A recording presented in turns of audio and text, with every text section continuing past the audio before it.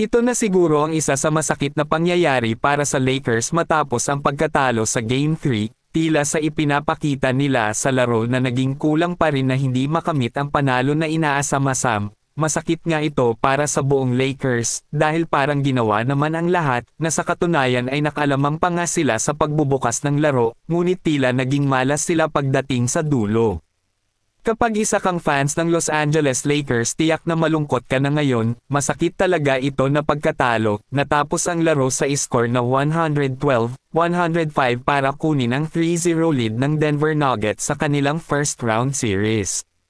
Ito na ang kanilang ika-11 sunod na panalo laban kay LeBron James at sa buong Lakers. Ito ay isang pag-uulit ng kasaysayan sa ilang napakalungkot na karanasan para sa Lakers. Malinaw na ang 11 magkakasunod na pagkatalo ay nangangahulugan ng maraming pag-uulit na nagpapahiwatig na talagang hindi nila makayanan ang Denver Nuggets. Isang laro na lang at kapag natalo sila, tiyak ito na ang pangalawang sunod na sweep sa mga kamay ng defending champions. Noong nakaraang taon nga ito ay nasa Western Conference Finals na na-sweep din sila. Isa sa mga dahilan ng panalo para sa Denver itong si Aaron Gordon at Michael Porter Jr. Sa katunayan si MPJ ang nagbuhat sa Nuggets sa unang kalahati, samantala sa unang kalahati din ang mas pabor para sa Lakers dahil nakalamang sila sa Nuggets. Sa ikatlong pagkakataon sa tatlong laro sa seryeng ito, tumalon ang Lakers sa double-digit na pangunguna, tumalon ang Los Angeles sa 8-0 run na nagbigay ng kalamangan upang buksan ang laro, na nagpasigla sa karamihan ng buong Lakers.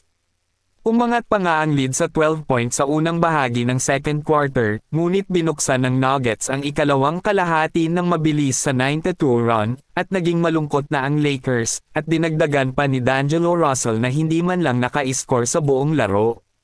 Sa pagpasok nga ng fourth quarter, tila dito na naging malungkot ang Lakers fans dahil nang ibabaw na ang Denver Nuggets sa pangunguna ni Nikola Jokic at Jamal Murray.